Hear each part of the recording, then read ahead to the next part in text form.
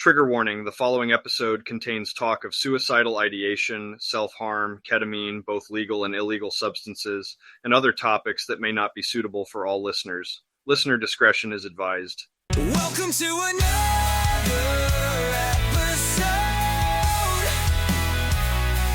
Mikey on mute, your mind's implode. He's coming off mute for you. Feel the vibe, it's something new.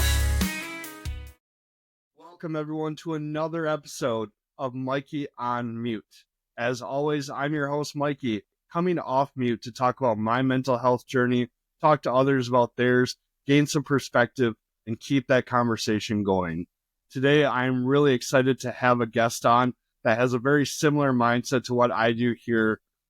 This podcaster has a show. He's a middle-aged married person of 3 plus a 3-pound dog, I think is how it was in the thing, if I read the description correctly. Discussing life and dealing with mental health issues, exploring mental health, and really just finding best practices to go about things. So everybody on the podcast listening, please welcome my guest today, Jonathan. Jonathan, how are you doing? Mike, I'm doing great. I had a couple of rough weeks, but I kind of got out of it last Monday. And the last week has been really, really good. And I'm looking forward to bright skies and smooth winds ahead. Excellent. I'm very glad to hear that. Yeah, it's been kind of an up and down week personally for me. I'm very much seeing more of the ups on this week. So hopefully we're on a good stretch here. I'm excited. I really am pumped to have you on here because you and I have very similar types of podcasts, different in many ways and unique and all that stuff. But yours, it's Moderate to Severe. And I want to just understand a little bit more about kind of what brought you to want to start podcasting, where that journey started for you, kind of give more of a sense of who Jonathan is. If you want to go ahead and just give me some information there. Yeah, my mental health story goes back to the beginning of when I was born, so I won't go back that far unless you ask me later. But the podcast originates from, in August, I was pretty much at my therapist's office, and one of my big issues that I deal with are suicidal ideations, and they're very, very strong. And I think I was over her head, when I went to her. My wife, who is an LCSW, a licensed clinical social worker out here, and she's very good at her job, kind of said she wanted the Ferrari of therapists on the island. So we got her, and I know we got her because I get the bill every week. And she kind of mentioned, you need to go somewhere. And I was like, what do you mean? She's like, you need to either go to Sierra Tucson in Tucson, Arizona, or you need to go up to Spring Hill in Connecticut. And I'm like, are you serious? And she was like, yeah, I'm really serious. So that was my meeting. Then she called me back an hour later with my wife. And my wife, was kind of shocked. It came out of the blue. I knew it was coming because she had told me earlier. And I'd given my wife the heads up, but to hear it from somebody else. So that was on a Thursday. And a Friday, we had plans to bring my son to a college visit. And I said I didn't want to ruin anything. I just still wanted to go and maintain, what little bit of normalcy was going to be left. And when we got up there, they went on the tour, and I sat there and booked my flight to Sierra Tucson in Arizona. So down there, you got your phone, and I went. So down there, you got your phone for about 3 hours a day at different times for an hour.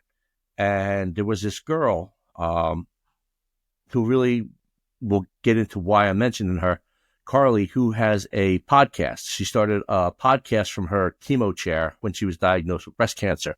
And every day she put out these little affirmations or were talking, and I felt like she was talking to me.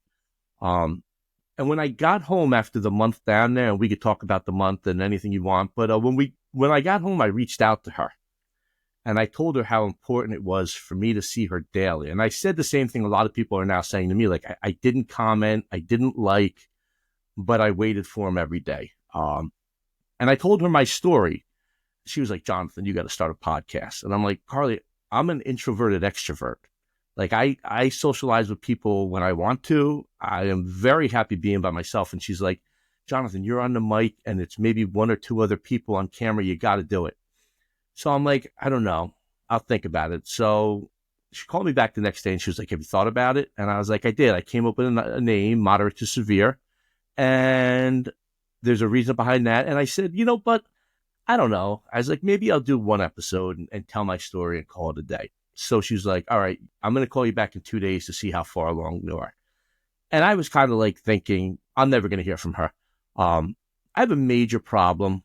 I'm a perfectionist. So for me to start something, I have to know I'm going to do it really well.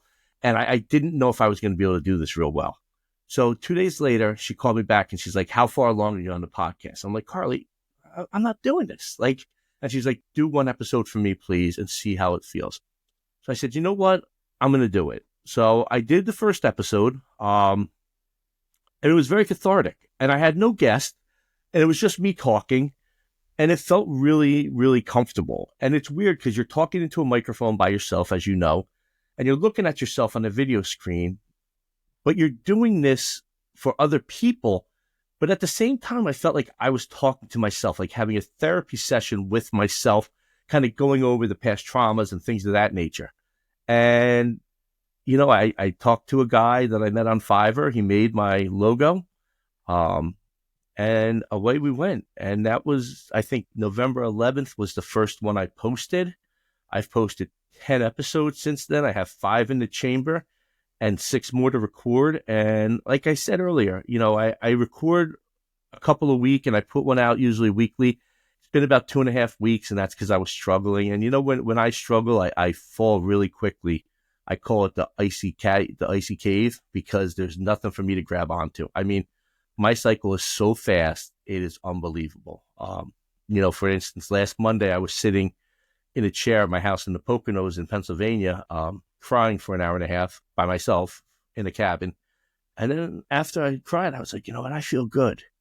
I got in my car and I drove the 3 hours home, and I was fine when I got home. And my wife is like, you can't be fine. I'm like, no, I'm fine. And, even my doctors talk about it, about how fast I cycle. But yeah, that's how Moderate to Severe got started. And I do the podcast. I do the little morning affirmations, 4 or 5 times a week. And I started writing poetry when I was down there. I don't look like your poet. I'm 6'2", 275. I look more along the lines of, like a Jason Statham, writer. But I found that really cathartic also. And I'm actually in talks to get one of my poetry books published. And yeah, but things have been good, and it's really been helpful. Well, that's awesome. I appreciate you sharing all of that. I can really feel that when you talk about being in an icy cave and that slippery slope. I get that, where there is just a feeling of there's no guardrail to grab onto, and it just, everything kind of falls out from underneath you. So I feel that you're heard. I get that. I wish more people understood that feeling. It's a weird one to put into words. So you did great there.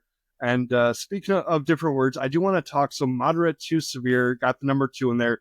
Where did the name for the podcast come from?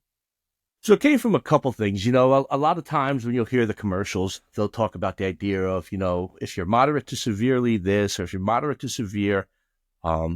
And when I went away, which I'll talk about, I was with a lot of different people at a lot of different stations in their life. I don't know if station's the right word, but that's what came to mind. And, for me, I had almost this imposter syndrome, where I felt like I was down there, but I was feeling good at the time. And I was like, I don't deserve to be here. And then I did some testing, and they were like, dude, you are in the right spot. Like, you need this. And I went down for 14 days, and we tried to call it like a refresh, a restart. And like by day 3, they were like, you need to be here for 30 days. So I did it because I wanted to complete the program and show my kids that when you start something, you finish it. But the Moderate to Severe is the logo. It is the name. It talks about, the idea of what level people think you're at. But it also is, to me, the Moderate to Severe is, I don't care if you're suffering moderately or severely. Your suffering and struggle is what it is to you. I will never say to anybody who says I'm having a bad day. I don't say, well, let's compare your bad day to my bad day. Because number one, I don't know what their tolerance is. I don't know how long they've been suffering. I don't know a million things that you need to know. All I know is that they're suffering, and they could be suffering moderate to severely, and I treat them the same way. The mountains in the background come from the up and down, that we focus. It also comes from Sierra Tucson. We were in the Valley of Mountains, so I put that on there for the symbolic reasons of those two things. The colors are for men's mental health, and May being Mental Health Awareness Month, which if you ask me, 1 month for mental health awareness with 58 million Americans suffering is, I don't know if we need a month. I think we need every day to kind of focus on this, but I went off on a tangent and digressed. But yeah, that's where moderate to severe came from. Let me take a drink while I clear my cotton mouth from my meds. Yeah, not a worry there. No, I appreciate it, and I agree. There is not enough time in a year to have mental health awareness, to have it focus on just one. It's great that there is some kind of attention brought to it, but I think it is something that we need to have more of a conversation every day, because this is something that happens. Like you said, over 58 million people affected, and it's not talked about enough. I don't understand, like, we're making great strides and everything in the world, but we're still not talking about mental health like we would physical health. We're not talking about it like we would if you had a cancer or something like that. And it doesn't process in my head why we're not talking about that as much as we do. And I understand that there's stigmas surrounding that, but I guess what in your opinion is a reason that we're not seeing the conversation happen about mental health like we do with physical health? Yeah, one of my hashtags that I used, and one of the the podiums I kind of stand on is the value in vulnerability. We were never taught to be vulnerable. At least I wasn't. I was taught, you don't cry, stop crying. I don't think I ever cried as a kid. Don't be soft. You got to be tough. Someone messes with you, you got to kick their ass. You got to get going. There was never this whole idea of emotions and feelings. I teach in a high school, and I've changed as a teacher dramatically over my 24 years. But, I had a conversation with the kids the other day, and I said, we were talking about grades, and I said, you guys will cry over grades. And I'm talking to the boys. I'm like, I see guys in the hallway crying, and I'm totally fine with that. I said, but I'm going to let you know, in the 90s when I graduated, and then you think of the 90s and you're like, man, you were alive. But I was like, yeah, when you think about when I was alive with the dinosaurs in the 90s, men, guys, and even girls for the most part didn't cry in school. Like you cried in school. Like that was a 7-year sentence. Like people were going to remember, hey, Jonathan cried at the lunch table in 8th grade. Do you guys remember that? So I think it's this whole idea of being vulnerable. We're taught to be tough and rough and rugged and all of that stuff. And, what I found is that you can still be that, but you can still be a caring, compassionate person. You can still rely on self-care for yourself, which is something that I've never done. And the idea of being vulnerable, like not, taking down that facade, taking off that mask and just being who you are is something that I think, really needs to be looked at, because, there is no vulnerability when I was growing up. Now we see it a lot more, but I think it's about other things and not mental health. I think parents will say, oh, they're anxious and they're this, but, anxiety, as you know, Mikey, heads right towards depression if it's not taken care of. And I teach and I see kids all the time, and I'm like, I'm really easy spoken. I was with a dad this weekend, and he's like, my son's always, hugging me and holding my hand in certain situations. I was like, dude, that could be anxiety. And he's just looking for a blanket or like a safety net. And he's like, you think so? I said, 100%. He's 10 years old. He's reaching out right now. He's showing you that there is something he's not comfortable with. But I think it's that idea that we need to be vulnerable. Yeah, I would agree. And I know vulnerability is something that I've struggled with for my entire life. It's something I still struggle with. And I always, like, it's funny, I can be vulnerable with some more people on the internet than I can with, like, my wife or my kids sometimes.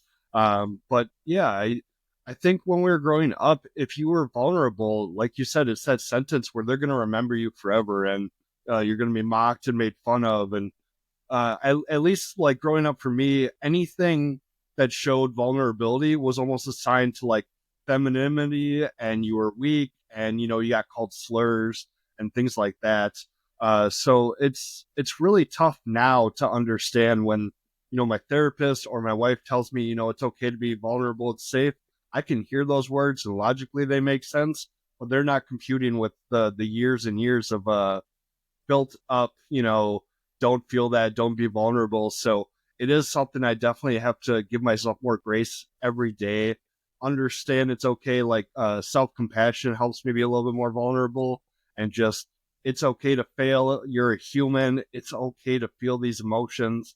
And so it's definitely a path I'm going down. It's just taking a little extra time. And again, that's me always wanting to kind of jump to the next thing. I want to be the best at, whatever I'm going to do. So it's been really humbling to go, vulnerability is not something you can learn overnight. And so I've had to work with my therapist on that for sure. Yeah, so I'll just tell you real quick. So I went to Sierra Tucson for a month. They put me in a lodge called Crescent Moon, which they put me in with the veterans and first responders. And here's a little plug. If you listeners out there are looking for something or somebody to work with as a volunteer organization, our veterans, when you get to know them, are some of the greatest people on earth, and they need our help. Okay, done with the plug. And, I just sat there with these guys, and they were so open and vulnerable because of the situation we were in.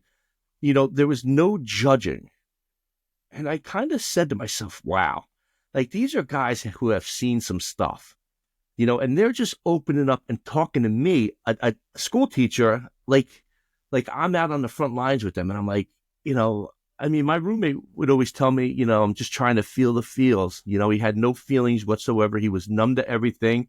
They had numbed him out. And, we would just talk about it for hours upon hours in the butt huts where they would smoke cigarettes, and I would just, look the other way and try not to breathe in the smoke. But, the conversations that we had there really, really got me going. I almost think that they were as therapeutic as the classes I took, just hearing it from everybody. And, I became vulnerable there.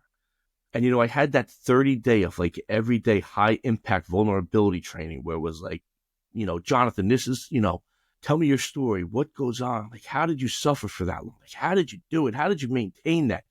And when I came out, it has become almost like easy and comical. Like, I told a bunch of people the other day, they said, you have a podcast? I didn't know that. I was like, yeah. They're like, what's it on? I'm like, well, I'm mentally ill. And they started laughing hysterically. And they're like, dude, you are funny. And I'm like, no, I'm being serious. And they looked at one of my coworkers and she was like, yeah, he's serious. And they're like, oh my God. And they're like, I'm so sorry. Like, what do you have? And I was like, they're like, is that an okay question to ask? And I'm like, dude, I have been diagnosed with bipolar, mood disorder, anxiety, ADHD, which was diagnosed early, never diagnosed, wasn't re-diagnosed until I went down to Sierra Tucson. So I'm finally on medication for that. OCD,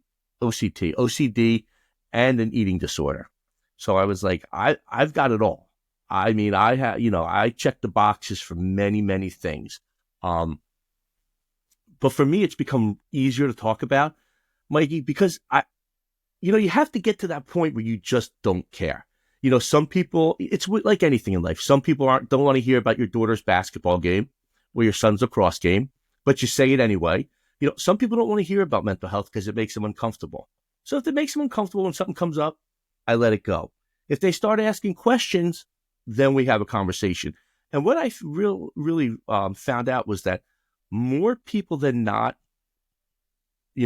personally, are in touch with somebody, because statistically you cannot not be in touch. Like even if you say, oh, I don't know anybody that like you do. I mean, let's be honest, you do. You're BS and us here. But I think that the fact that there are so many people out there with it, that more people are like, oh, if you'll talk about it, I'll talk about it. And like I said, I really don't care. I mean, people get offended by a lot of things, but if you're going to get offended by somebody talking about mental health, fine, I won't talk to you about it. But I would say 95% of the time, people are really open to a conversation. Yeah, I would agree. I think it's something that more people are open to talking about, and I think just don't want to start the conversation. It's hard for them to start talking about that. But once you do run into somebody that opens up with a question or two, it's like the floodgates open and they just start coming out, which is what I love. I love asking a question and someone's like, "Oh, I'm sorry, I went off on this tangent." So I'm like, "No, don't be sorry. That's what I want. I want you to feel safe to dump all that out and get it out, and that makes me happy when that happens in a conversation." Yeah, I've been listen. I'm not a big toucher. I don't like being touched unless it's by my wife and my kids. Which I think that's just a me thing. But I've had so many people are like, "Can I give you a hug?" And I'm like, "Yeah, absolutely. If that's gonna make you feel comfortable, give me a hug." And I've grown open to it. I've found that that's where I need to be vulnerable. Like I'm putting out there this, sensitive topic, and the people who listen, when they talk to me and when I finally meet them, or, somebody in school, I work in a school with 250 people. I must have gotten like 20 or 30 hugs when I came back. People are like, "I'm so proud of you. I listen every day." But it's just that idea of how are you there for someone? Are you talking to them? Because there's a reason why they want that hug, whether it's to give me a hug to show that they support me or me hugging them to show that, listen, I know that this is going on in your life, and I support you. And I think that, it's such a little word, but I think that I support you. And I picked up a phrase down south where, it was almost like an AA meeting where everybody says, like, "I appreciate you." And I say it to everyone. And I think it's kind of takes people a little bit by surprise. I think, I appreciate you. It comes to the fact that you're saying to them, like, what you're doing for me is something that you don't need to do, but yet you did it for me. And I appreciate that. And, I talk to some people and are like, "I'm hearing that more and more." And I'm like, yeah, I just think that, people need to hear that they're appreciated. I mean, listen, I'm not looking for that by doing my podcast. I'm not looking for that by coming on your show. But I think by me saying that, it's kind of more than that thank you. A thank you is, but, people thank people for everything, like, but I am really have opened my eyes to being appreciative of everything that happens to me. I really think that there's a plan laid out. I do karate, and I did karate. I can't get there because of my kids' sports, but I'll yell at them when they're older and can handle it. But I was talking to my sensei about it, and he's a phenomenal guy. And he was like, "It looks like you found your thing." And I was like, "What do you mean?" He goes, "Spiritually." He's like, spirituality doesn't have to be about a god. It has to be about something higher than you, something that you kind of look up to and hold accountability to. And I don't know what it is. I don't know if I am spiritually connected to the mental health world now, but for me, it's almost like my whole life has been engulfed by this. And I don't even know where this question started, but I'll just finish my rant. It just, to me, is this idea that we are here to help other people. Everybody talks about, you just want to raise good humans, but, humans need help. I know I did. And, and like I said to you when we were talking and going back and forth, if this show helps one person where they're like, "Man, there's two alpha males talking about, mental health issues," that's kind of weird.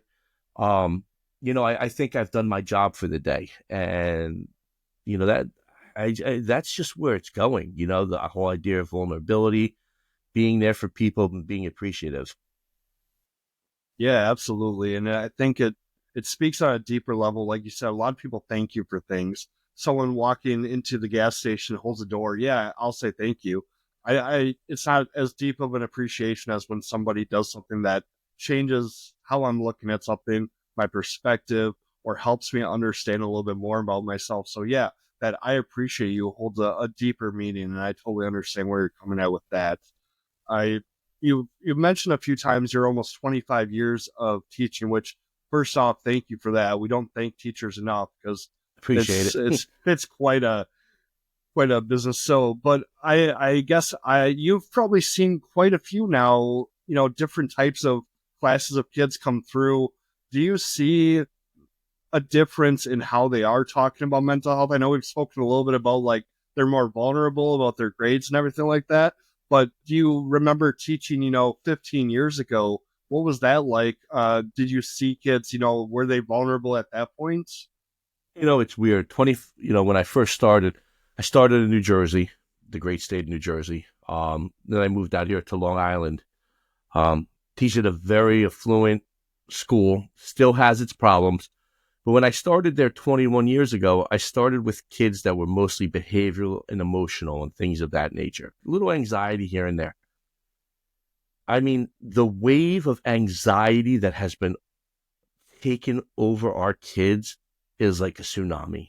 I mean, they are so anxious. There is depression. There is just sadness in a lot of these kids. And I said earlier that I had changed as an educator. When I first started, I was a big guy. I dropped the hammer. You weren't getting up and walking in my class. Your hand was raised. You were ready to go. And, as I grew and matured, I realized that the kids don't need that. The kids need an ally. Everybody needs an ally, and I'll talk about that in a minute. But these kids need somebody who is on their side. And education is extremely important. But I think raising good people is even more important. I think that being there for these kids is even more important. I don't yell in my classes. I actually yelled last week on Wednesday for the first time in 4 years, and like the third time in 11, because I count them. And I was co-teaching with a teacher, and I said, guys, I'm going to lose it. Be cool. And she said, he doesn't lose it often. We've been working together for 9 years. I've heard him 3 times. So, and then I gave him a second warning. I was like, guys, I'm close. And then I told him the same thing. I'm going to lose it. You're going to be scared. And then I'm going to be the bad guy. And then the third time I just let out a, yo. And they were like, you're car shopping, or whatever they said, car hopping or shooting or cashing out, whatever the kid's term is. I don't know. But, they were like, Mr. Scott, we never heard you yell like that. I was like, guys, I told you, just stop. But the anxiety and depression is so sad, because I know what they're going through and I want to tell them, and here's a story. I won't say a funny story, but a lot of times I will tell people I'm very sarcastic, and I'll tell them that, from my darkness comes my comedy. All the dark things I've dealt with in my life, and they've been dark, I find kind of comic relief in them, because I feel like if you can introduce them in a comical way, people are more apt to take them in and understand where you're coming from. I had this kid as a freshman, Mikey, and he was the saddest dude you could meet. Just a sad, sad kid. Nice kid, great kid, but I mean, just unmotivated, wouldn't do anything, didn't want to be there, didn't want to do anything. And I felt for him. I feel for all these kids. I said, we talked about crying. I cry now if I give the parents a good report on a kid that I like. I'm start welling up, and I'm like, he's a great kid. But I had this kid as a senior, man, and he was the most outgoing, funniest kid. His parents had gotten him the help. He was good. And the irony behind it is, as I get older, I have a harder and harder time hiding my moods. And we were just him and I there in class one day, and the bell rang. He was like, Scott, talk to me. What's wrong today? And I was like, nothing, dude. I'm good. He's like, Scott, I know you're not good. He's like, I can see it on your face. I can hear it in your voice. He's like, you're having a rough day. I was like, yeah, man, I'm having a rough day.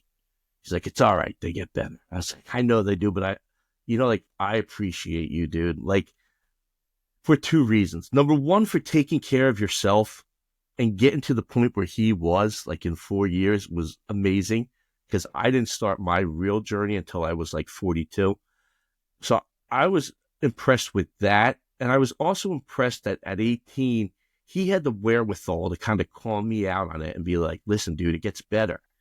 And I just, that's what keeps me going on a daily basis in education is those kind of interactions with the kids where, they get it, and like, listen, he may not have gotten straight A's, but in the game of life and dealing with people, he is high honors right now. So, it really, Mike, like I said, Mikey, the anxiety in schools is out of control.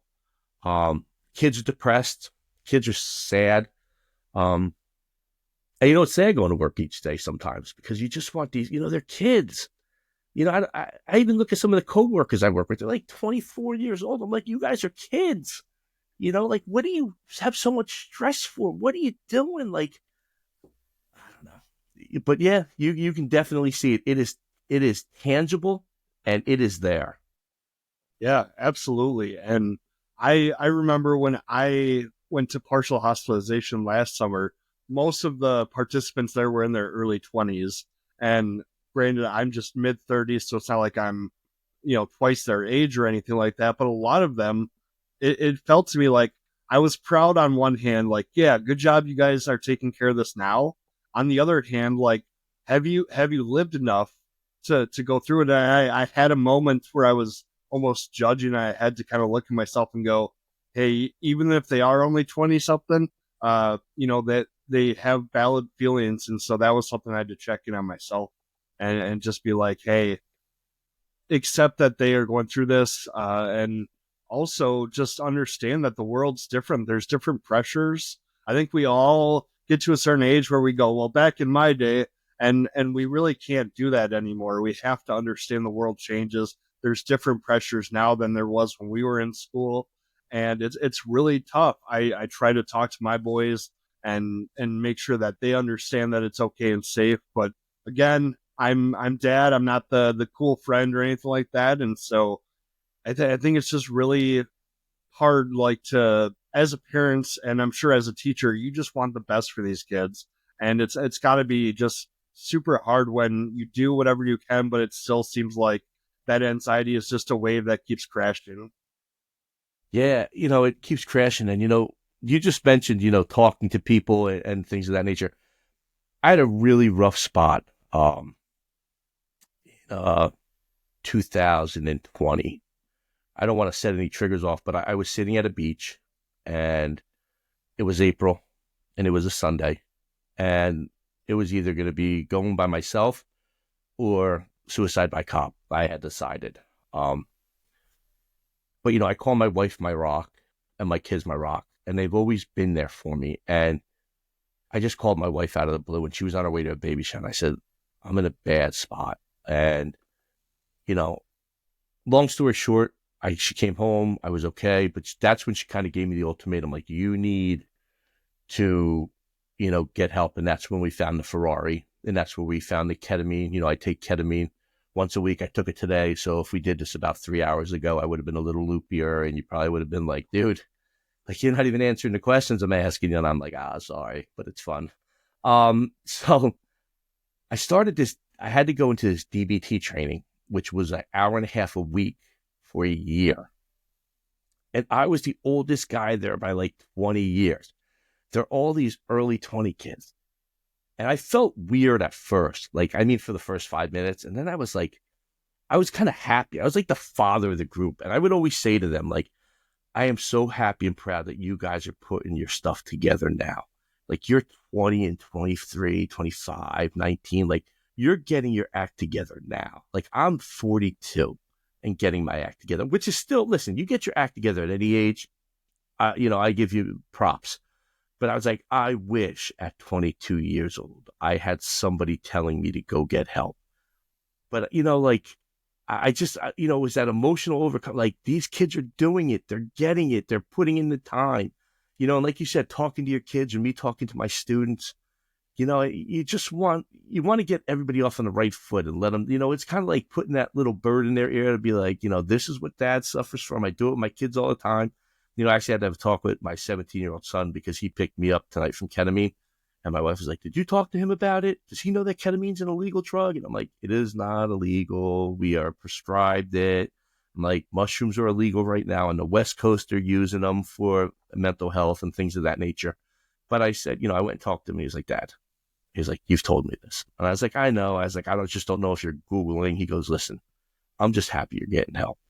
So I was like, that means a lot. He's 17. He's going off to college next year. But for him to be mature enough and realize that the bigger picture is not what I'm taking, but what I'm doing, just like you talking to your kids, because let's face it, genes has a major part to play in this. And I can see it in my kids, especially my little guy. He was a kindergartner during COVID. That really shook him up. He's 10 now. He'll still be like, can I sleep in your guys' bed? Because I feel more comfortable between you two. And I'm like, dude, you're not going to sleep in here forever. So come on in. Like, it doesn't, it is okay for kids to be vulnerable, and that's, going back to what we were talking about earlier. Like, he's vulnerable. He's telling us he's scared to be alone at night sometimes. And, what am I going to be, the guy who makes him cry in his room because I'm not going to let him sleep there? I'm going to teach him a lesson. Like, I know he's not going to be 15 coming in my room. If at 15 he comes to talk to me, I'll be happy. But, I think that whole idea of, talking to people, the kids, nieces, nephews, my niece suffers and we talk all the time. I'll send her some of my poetry. We'll do things of that nature. And she's like really, really receptive and thankful for it. And listen, I just think that the teaching never stops when you take on something like yourself and I are doing.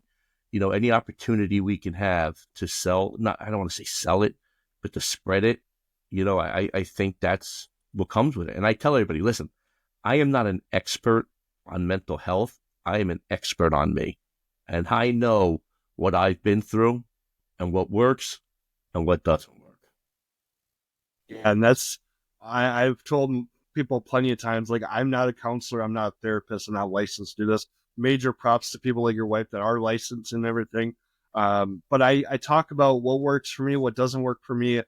And that's kind of how the podcast started on my side, because writing, journaling was not working for me. I couldn't sit down and jot down my things I wanted to. So it was almost like doing a voice journal, and that kind of turned into the podcast. And I told my story over however many episodes and now talking to other people. But it's just really interesting how we can find what works for us versus what works for other people. And I never want to be that person that's like, do this. This is how you are going to get better. No, I'm going to give you some suggestions. I'm going to tell you what worked for me. And if it works for you, awesome. If it doesn't, there's a bunch of more things out there for you. So, and kind of the things that work for you, I am not very familiar with it, but I know, like, we've talked very briefly on it. Are you comfortable, like, explaining a little bit more of the ketamine treatment and what goes into that and how that helps? Sure. So I had been suggested for ketamine about 7 years ago. And I went for it. I did all this stuff. And I'm just giving you the background. And my wife was like, the guy seems a little kooky. The guy's the greatest guy in the world. He is so supportive of me. But, it's just the cultural things. We're different cultures. So, when he talks and explains things, they come across a little different. But the guy's phenomenal. But I didn't do it. After that episode I talked about in that April and that Sunday day in April, I went back to him and I was like, listen, I'm full in. Let's go. So there I take it nasally. When I was in Sierra Tucson, I got it injected into muscles. The third way you could take it is intravenously.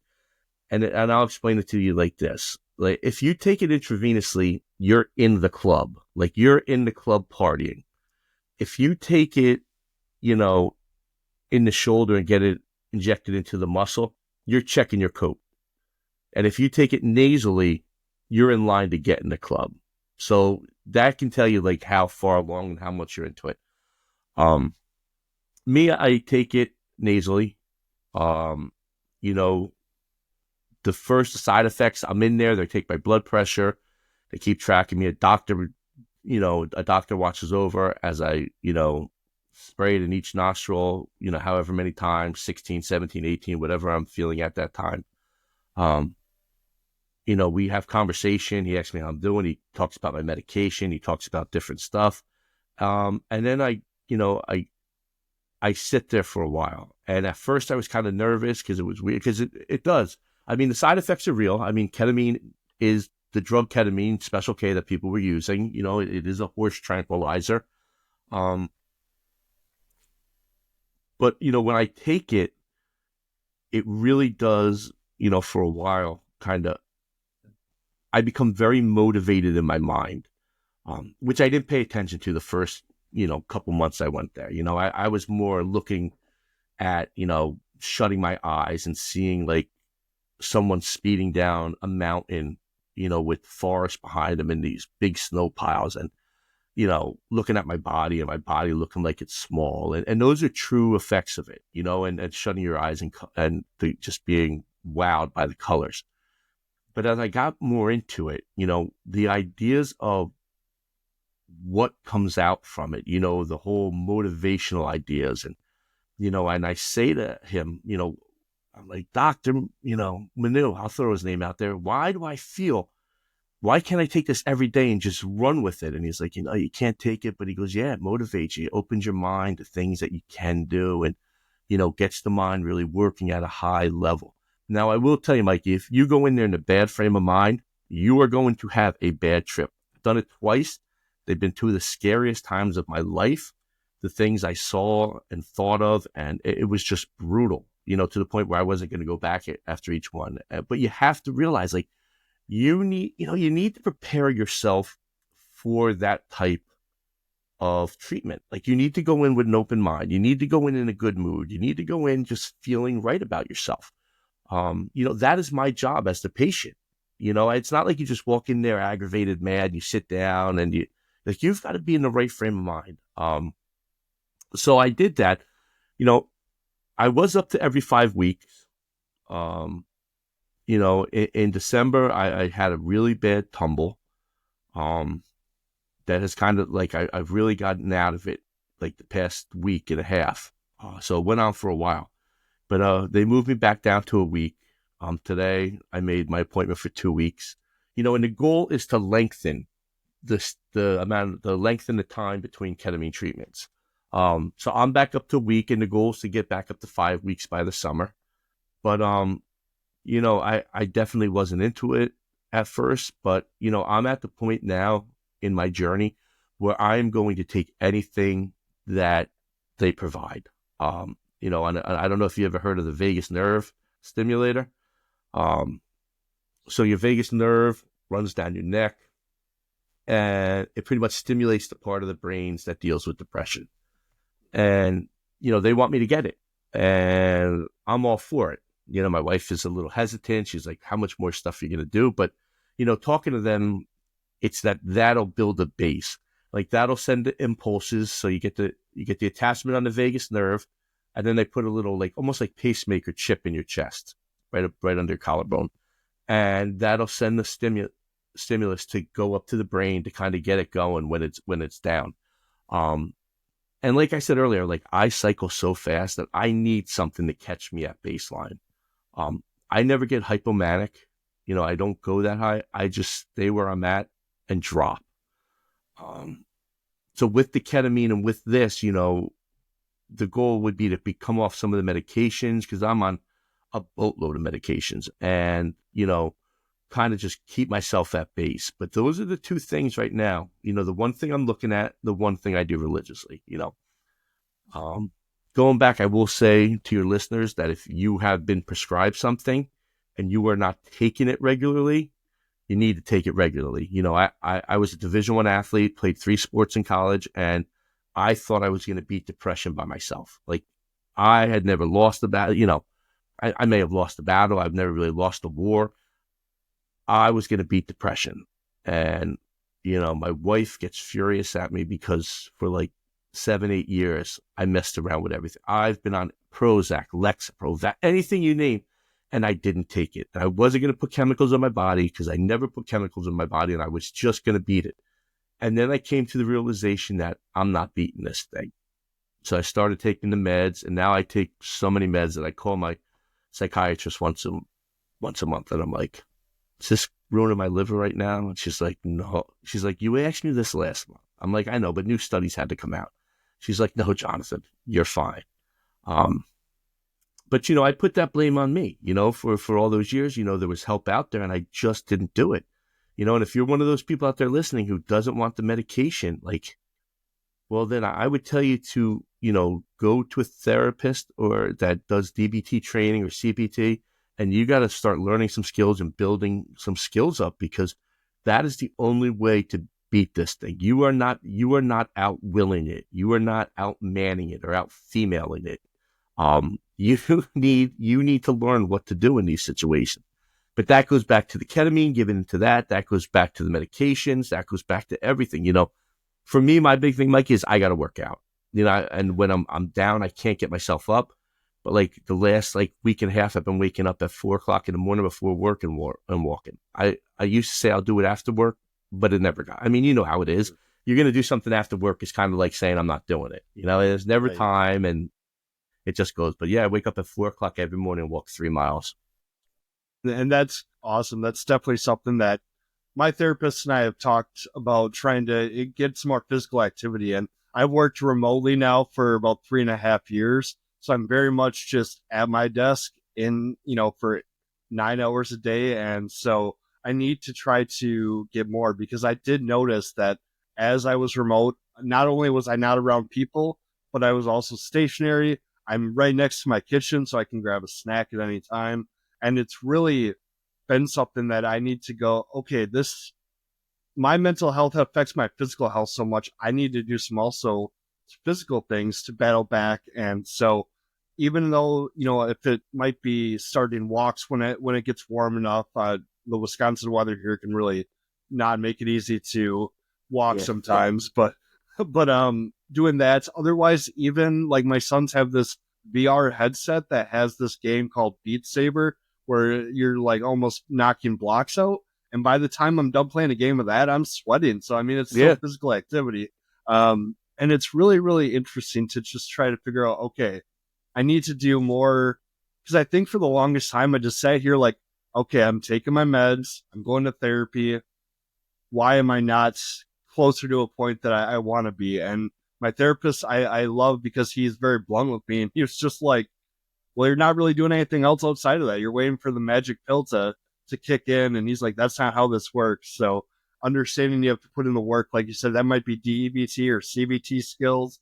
Definitely want to try to take your meds, because those are helpful tools. And I think a lot of people have this stigma about medicine where they think that something's wrong. When we're growing up, if you were on medication, something was very wrong. You Yeah. were, ready to be in a straitjacket or something like that.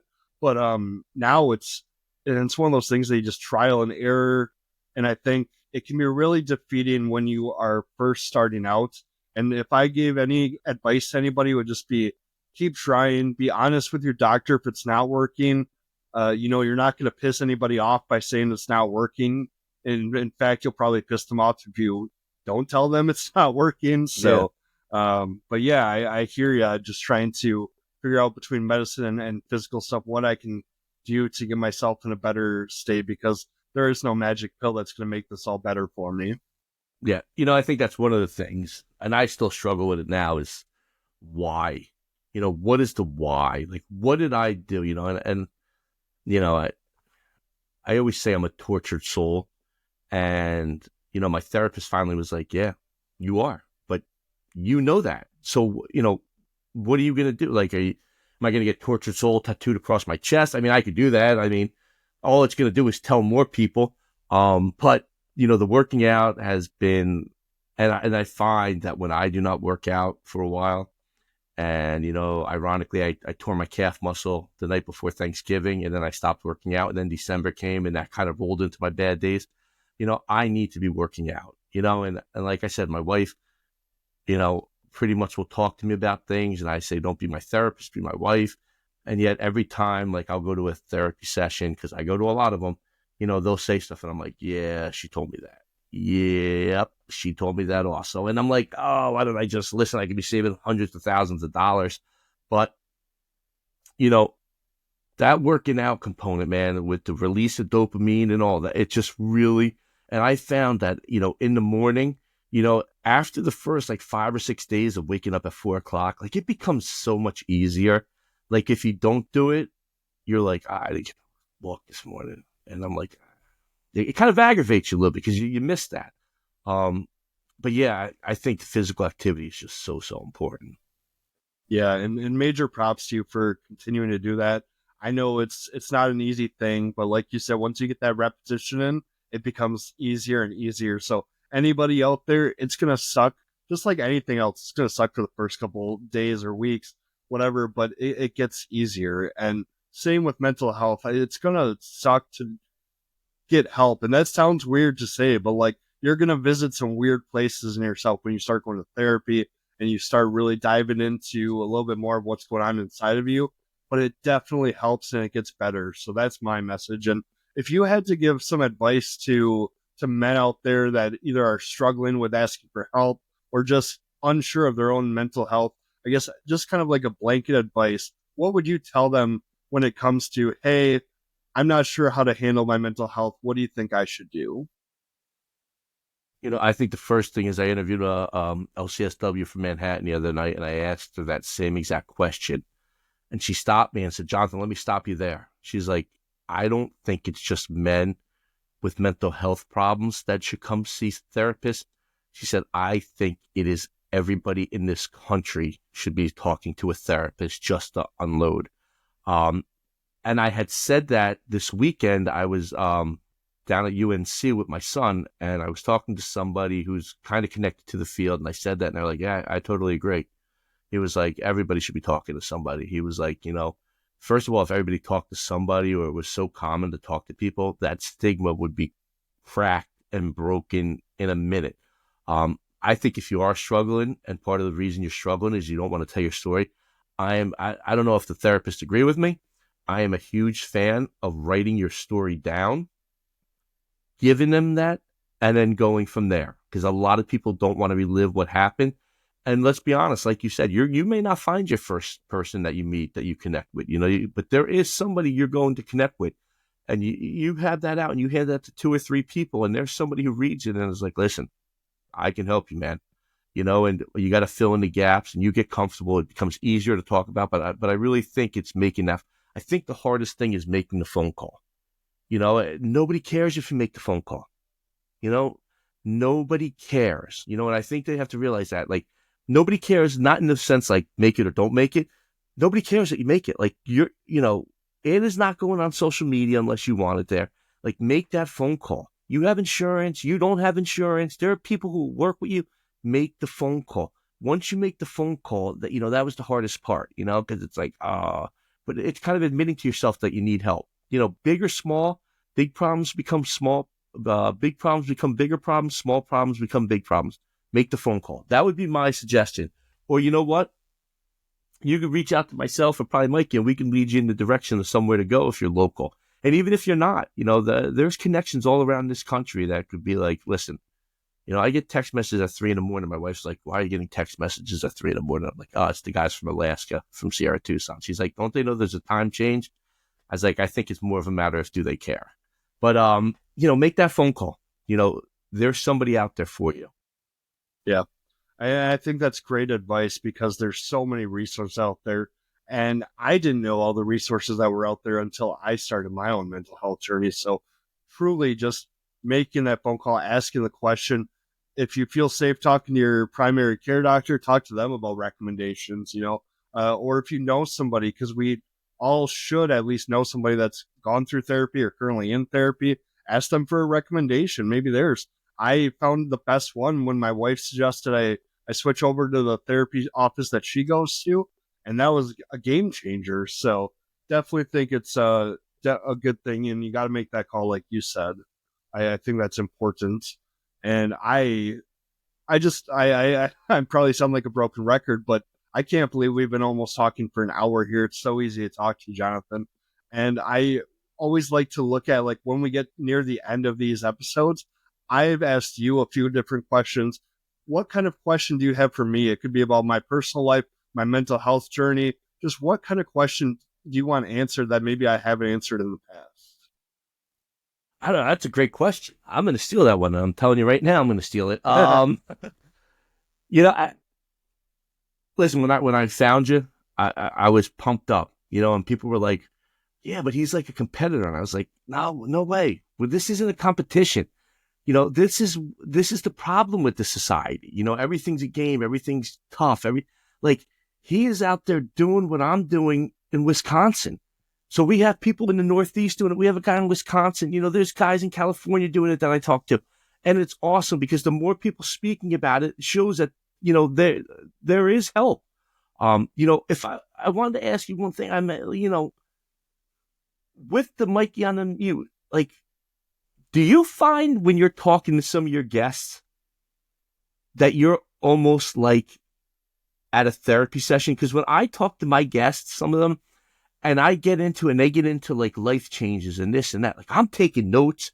Like, and I tell people right during my episodes, I'm like, I'm lucky I get to sit in this chair. Not only do I get to facilitate and ask questions, but, I get to be an active listener and get almost like an hour of free therapy every episode.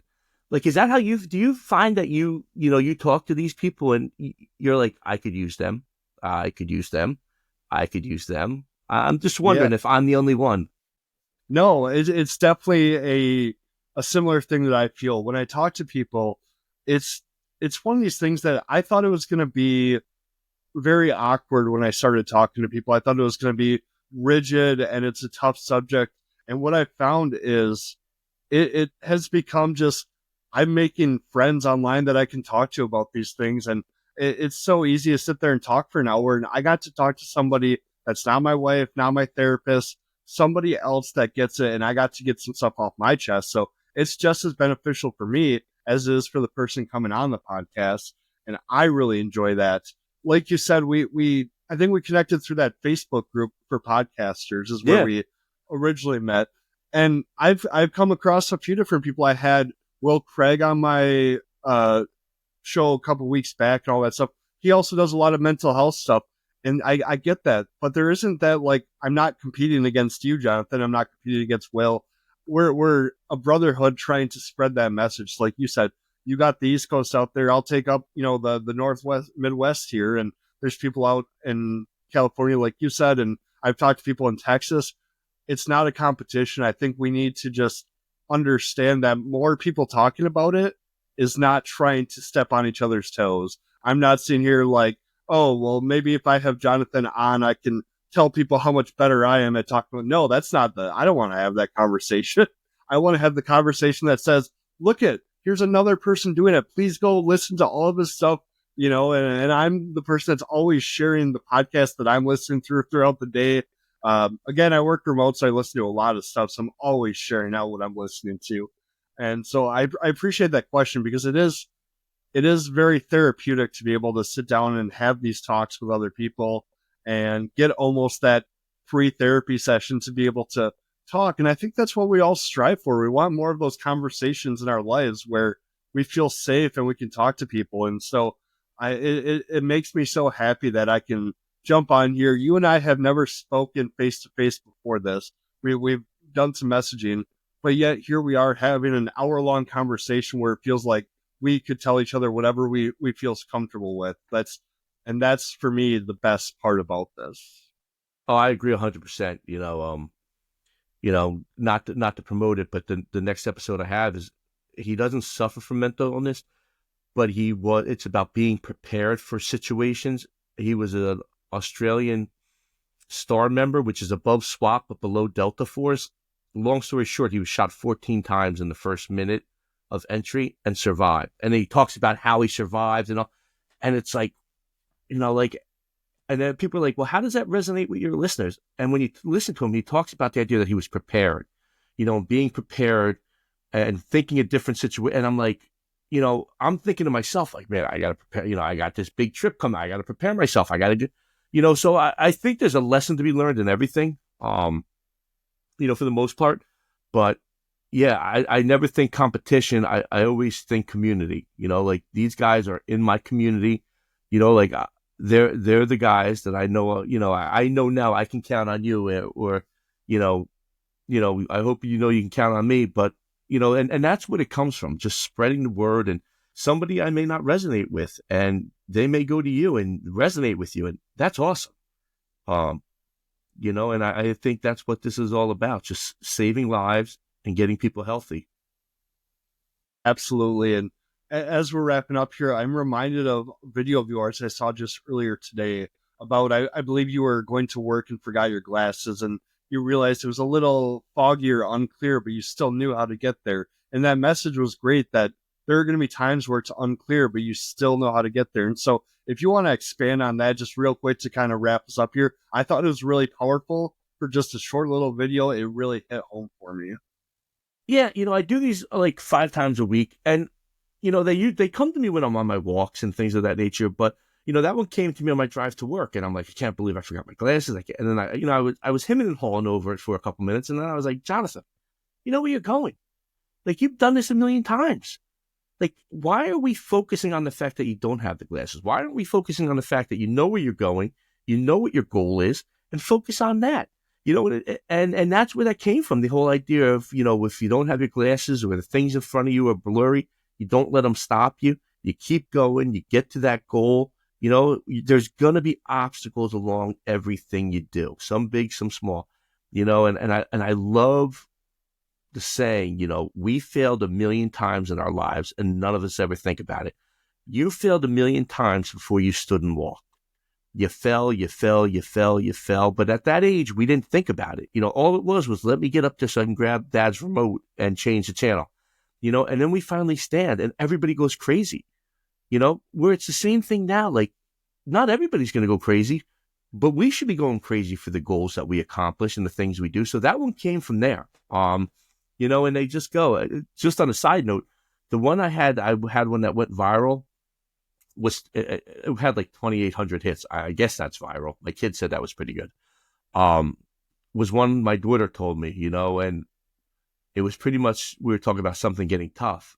And she's like, when times get tough, you got to push through, Dad. Like, you just got to go. You can't just sit there and curl up. And I was like, you know what, Bug? I'm going to use that. And I did. And I'm sitting in work, and it was like 6th period, and my phone's like vibrating on the desk. I'm like, what's going on? It's a weird vibration, and it was like, your reel has 500 hits. I'm like, wow, that's good. Your reel has 1,000 hits. Your reel has 15. And I'm like, what the hell? And so some of them go, and some of them get shown by, like we talked about earlier, 100 people. Some have gotten shown by 2,800, but it doesn't matter as long as one person gets something out of it. That's all I care about. Yeah, absolutely. And I love that story. Like I said, that one specifically kind of stuck to me, and I'm like, I got to bring that up later. I got to make sure to remember it. So awesome. Appreciate that. So as we are wrapping up here, some shameless plugs for the listeners. They can find you, I know for sure, on Instagram. It's _Moderate2Severe. That's the number 2.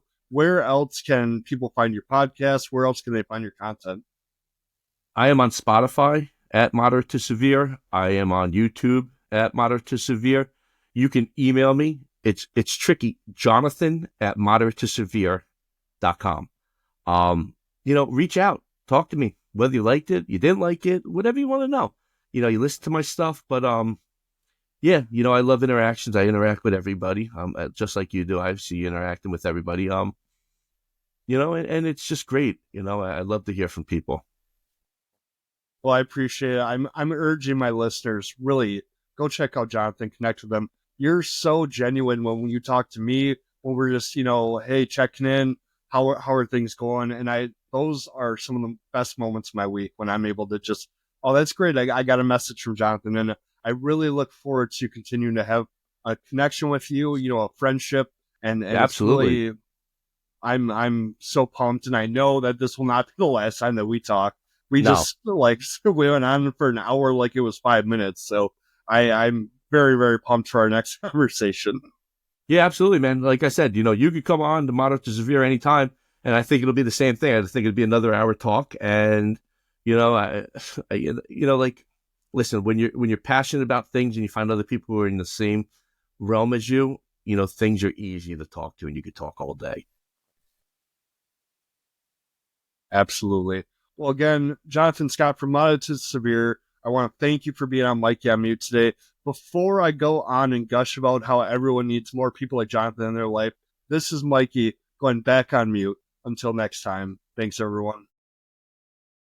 This episode of Mikey on Mute is brought to you by Little Jerk Society. Little Jerk Society is a clothing company fueled by the raw energy of creative rebellion, celebrating those who march to the beat of their own drum. They care deeply about mental health and believe in a world where everyone can thrive, regardless of their challenges. Use promo code Mikey on Mute to save 15% on your order at littlejerkclothing.com. Again, that's littlejerkclothing.com. And remember, use promo code Mikey on Mute, all one word, to save yourself 15%. Go off and make a change.